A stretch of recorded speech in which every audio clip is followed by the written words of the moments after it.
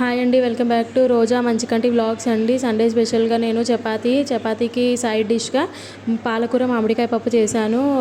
ఒక కుక్కర్ తీసుకొని దాంట్లో 2 కప్స్ కందిపప్పు వేశాను. ఒక 2 కట్టలు పాలకూర సన్నగా కట్ చేసుకొని వేసుకున్నాను. మంచిగా కడుక్కోవాలండి, ఉసుకుంటుంది కదా. కడుక్కొని దాంట్లో పచ్చిమిర్చి వేసి తగినన్ని వాటర్ పోసి ఉడకబెట్టుకోవాలి. 3 విజిల్స్ వస్తే చాలండి.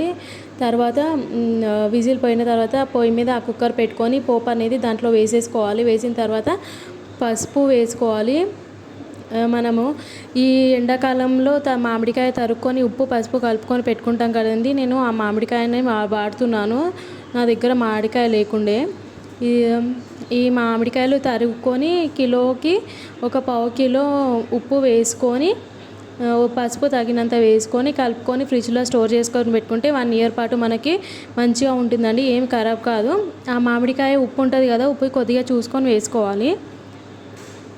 చూసుకొని వేసుకున్న తర్వాత చూడాలి, లైట్గా టేస్ట్ చూడాలి సరిపోయిందా లేదా అన్న చూసిన తర్వాతనే సాల్ట్ అనేది వేసుకోవాలి. మనం లైట్గా పప్పు గట్టిగా ఉందా లేదా, నాకైతే గట్టిగా ఉంది అనిపించింది, అందుకే నేను కొద్దిగా వాటర్ కూడా యాడ్ చేసుకున్నాను.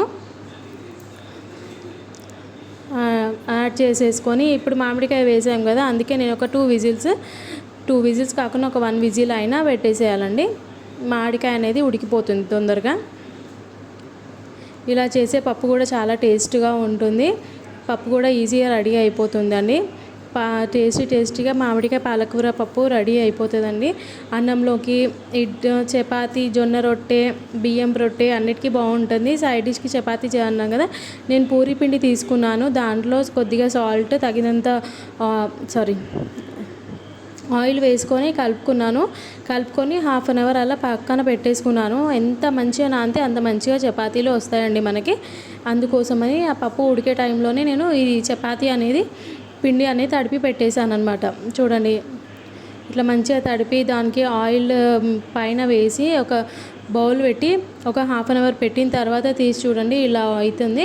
ఇది మళ్ళీ పిండిని మంచిగా కలుపుకున్న తర్వాత చిన్న చిన్న ఉండలుగా తీసుకొని ఇట్లా సమోసా షేప్లో ఇట్లా చేసుకోవాలన్నమాట. కొద్దిగా ఆయిల్ మధ్యలో రాసుకోవాలి. తర్వాత పొడిపిండి అద్దుకొని మన సమోసా షేప్లో చేసేసుకోవాలి. చపాతీ బాగుంటుంది. ఇట్లా మెత్తగా వస్తాయి, పొంగుతూ ఉంటాయి. పిల్లలు కూడా చాలా ఇష్టంతో తింటారు.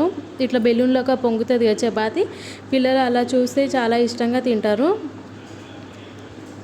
నా ఛానల్లో సేవింగ్ బాక్స్ అనే వీడియో కూడా పెట్టాను. పూజల వీడియో ఇట్లా అన్నీ పెడుతుంటానండి. మీకు కనుక నచ్చినట్టే లైక్, షేర్ చేయండి, సబ్స్క్రైబ్ చేయడం మర్చిపోకండి. చిన్న ఛానల్స్ని సపోర్ట్ చేయాలి మీరే. ఇగోండి, పొంగుతుంది కదా చపాతీ, అట్లా పొంగుతుందండి. మళ్ళీ ఇంకొకటి సమోసా షేప్ అట్లనే చేసుకోవాలి.